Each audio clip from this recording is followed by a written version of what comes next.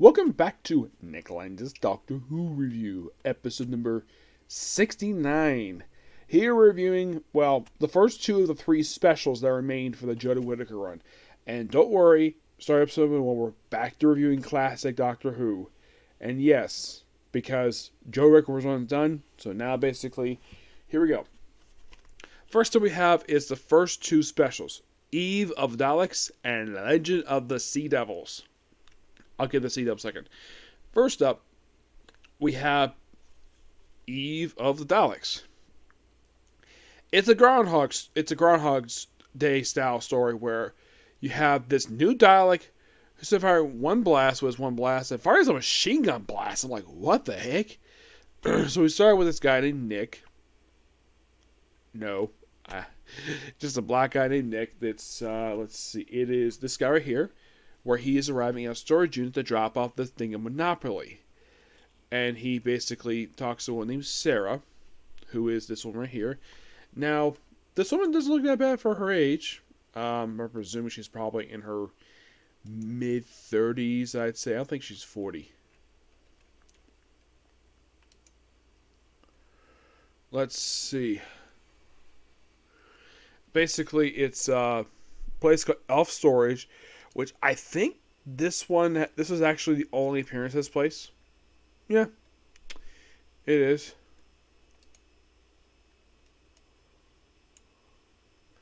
Oh, the name is Sarah. Mm-hmm. Yes. Now, the actress who plays her, Alyssa B, she is... Wow. She was 38 when she did this story. Yeah, 38 years old. I believe this year she just turned 40.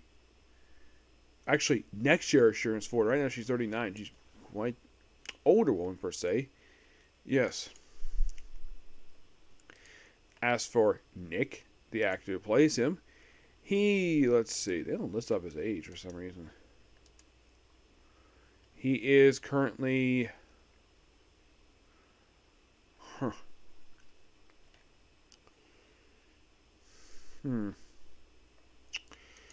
They don't list off his age for some reason.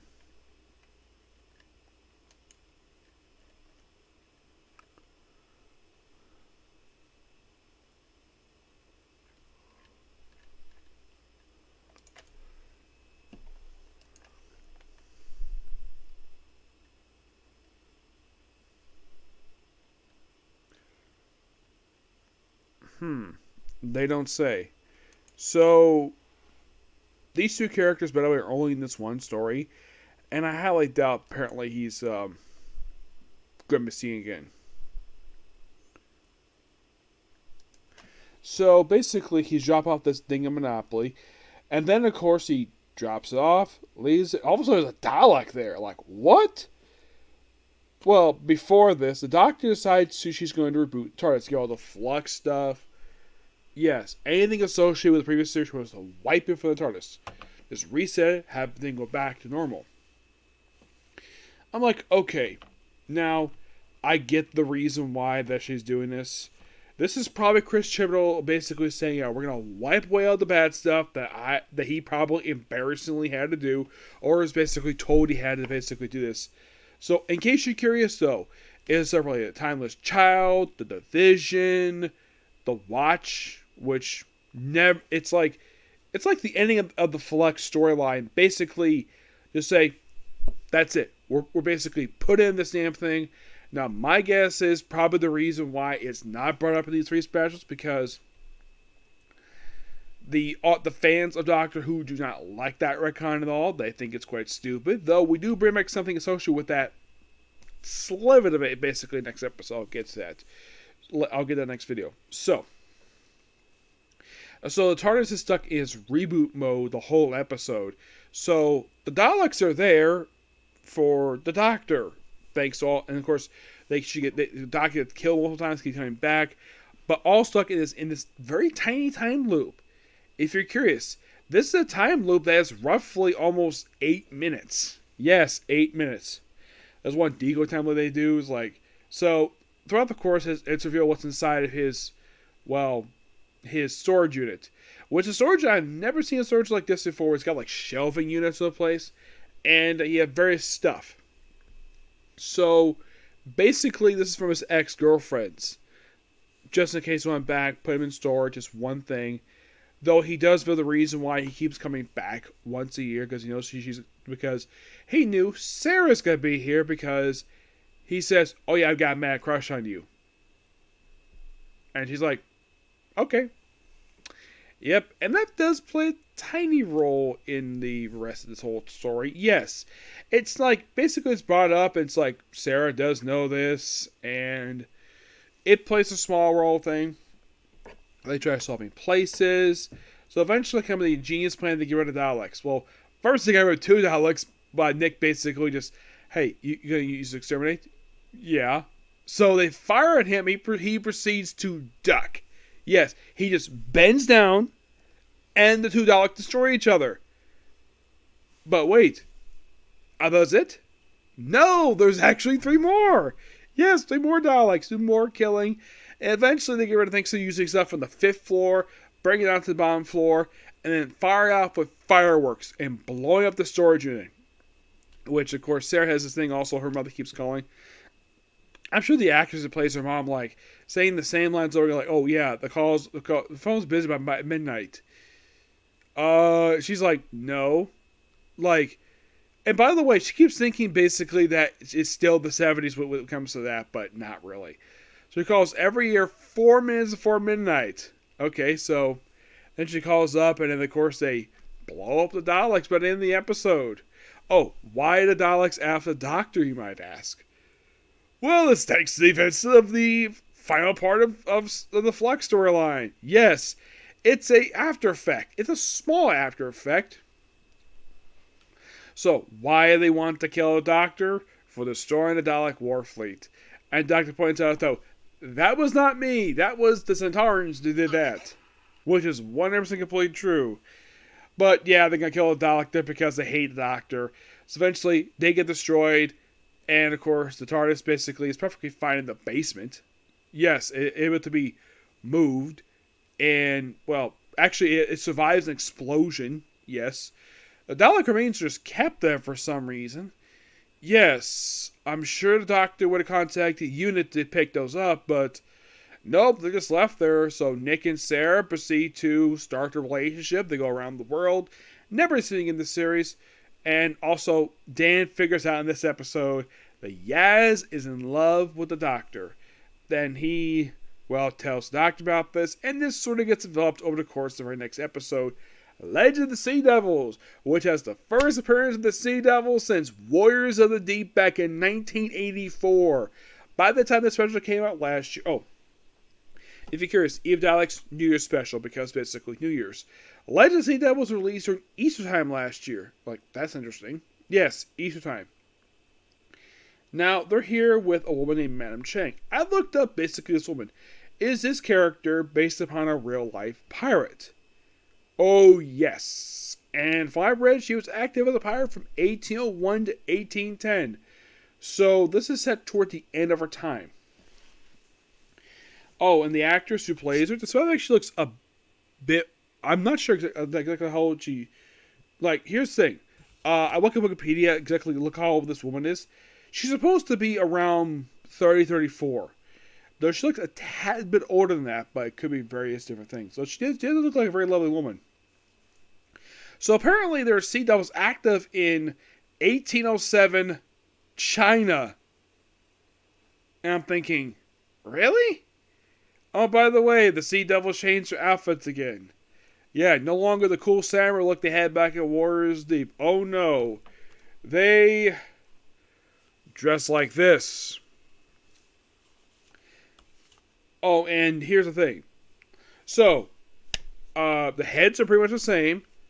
Here is kind of the problem I have with the now, do I have a problem with the new costumes? Not really, they're fine, basically, except for time period. What I do have a problem with is the CGI throats they have, because that's kind of they speak, and they always speak with a very raspy voice. Here, this Sea Devil basically just, to me. So basically, he had the story, basically, oh yeah, you want to go for adventure? Good treasure? Okay. Yeah, so they get the special treasure. saved by this guy, which I'll get to him. By the way, in case you're curious, though, even Daleks, that was exactly 1 hour. Yeah, 1 hour. Legend of the Sea Devils, that was 49 minutes. I'm like, yeah, it's actually the shortest of all 3 specials, which I thought, that's interesting. So, yeah, and it's like basically the Sea Devils here are portrayed very weirdly. We have this one Sea Devil who speaks, and apparently every time he speaks, there's the thing that lights up on this medallion, which I'm like, you don't really need that. Not really. There's also this mysterious giant creature they have in the story, which that's never explained where the heck they got this damn thing. And the ship itself actually belonged to the pirate I took it from, which basically forced on people's own ship. Also, one thing I just noticed, though, apparently the Doctor changed her shirt. Because throughout the previous 3 series, her shirt was blue. Here it's pink. Though for this story, she basically puts on Chinese outfits. Both her and Yaz, but not Dan. He puts on naval attire. So the story opens basically with, well, Madame Chang, yes, where she's basically seen walking to the village and going to her statue. And the statue happened to be a sea devil. Though he looks kind of weird, and then she removes this particular object from it to look for its particular treasure. It's not explained the reason why until later. The reason why she's in for this treasure, not because she wants it for the glory, because she wants it as an exchange for ransom for her crew and her apparently her sons. I'm like, okay. So she ends up fighting basically this guy who's apparently a protector of this particular statue. The reason why is not explained until later on in the story. So then the Doctor shows up with Yaz and Dan. And they're like, oh yeah, they're at a beach, but they're in the wrong time period. There's also a gravitational pull here. Yeah, apparently the Sea Devils are like a lot more smarter. Because here's the thing about the Sea Devils. The first time they were kind of basically being, well, working with the Master. The second time they were working with their land equivalents, the Silurians. Here's the thing. They also refer to humans as land parasites. Like, really? Yes, really. Like, it's almost like Chris Chibnall was not a fan of the Sea Devils. So,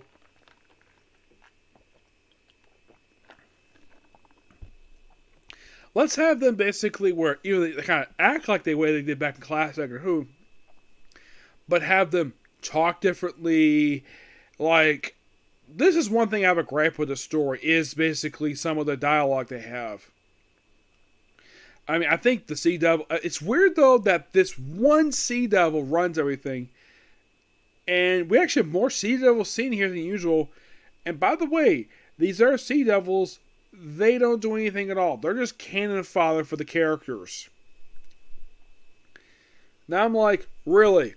Chris Chibnall, you bring back the Sea Devils for the first time in 38 years, and you make them into basically grunts of another Sea Devil. Yeah. Like, I like how they talk in the original series. And plus, I love their second look. This look is fine, but it's interesting to know the fact that Doctor's kind of in 3 different time periods. Like, the first time was present day, the second time it was 100 years in the future, and the third time it was like 100 and... I think it was like 100 and... almost 170 years prior to meeting him in their debut story. Now, I have been hoping for the longest time the Sea Devils might come back to Doctor Who. Because if you think about it, they're like one of the very few recurring, at the time, prior to them coming back, they were one of the very few recurring Doctor Who, creatures who did not come back in New Who, because like the first one they brought back with the Daleks, the Cybermen, the Centaurans, like they brought back the frickin' Zygons, even the Great Intelligence, they brought back the Silurians. Like in the Matt Smith era, they brought back the Silurians and the Ice Warriors, And you might be thinking, was there a particular alien brought back during Joe Becker's run? I mean, look at her run. I would probably say the only thing was brought back in here during her run was a couple of different things. One, of course, the Sea Devils, and two, the Master's TARDIS. Yes, one thing that never really explained is what exactly happened to it between his appearance in the Trial of the Time Lord and this story. And, well, when he showed up in Spyfall. But aside from those two things in particular, there's no like reoccurring Doctor Who alien who basically was not like someone who's introduced during this era of Doctor Who brought back to her era. Like, here's the thing. The only classic Doctor Who bad guys she fought were, of course, the Master, the Daleks, the Cybermen, the Centaurans. Surprisingly, she took on the Ice Warriors, so that was interesting. But she took on the popular ones. I do appreciate that. But they threw in a couple of the new ones people love, like the Jadoon and the... I'll talk more about that when I talk about the very next story, which is going to be very exciting. I'll just be fanboying out with this next one. Okay. So, by the end of the story, the Sea Devils were defeated. By the way, had to keep the other guy alive. They put him in stasis for over 100 years. For how long he was there. He was there for like about a few hundred years. So he's free, and he sacrificed himself because he says, this is not my time period. He's perfectly correct about that. And Madame Chang takes the kid of the guy who is basically under her wing as part of her crew. He of course hugs her. He's like, don't do that again. And I would not be surprised, though, if in fact that, well... Now, you might be thinking, was Madame Chang ever meant to be married? I didn't read that far into it. All I just know is basically that she did exist. I at least got handed to the people who casted her. Excuse me. They at least cast a Chinese actress to play a Chinese character. Which, good on Chris Tillman doing that. Yes, or whoever's casting director is. Yes, but of these two stories, the Sea Devil story that was quite interesting, whole thing with treasure. It is the only weakness I found for it was basically how they're written.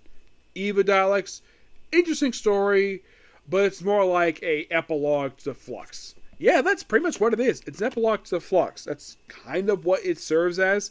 There is a returning character pops up in the very next story, which I'll get to that. Plus, we're going to have a lot of fun with the next one. So, that's the particular review. Next up, we have another Doctor Who review. Another Comic Corner, and I'll probably call it a night after that. Okay? Next video.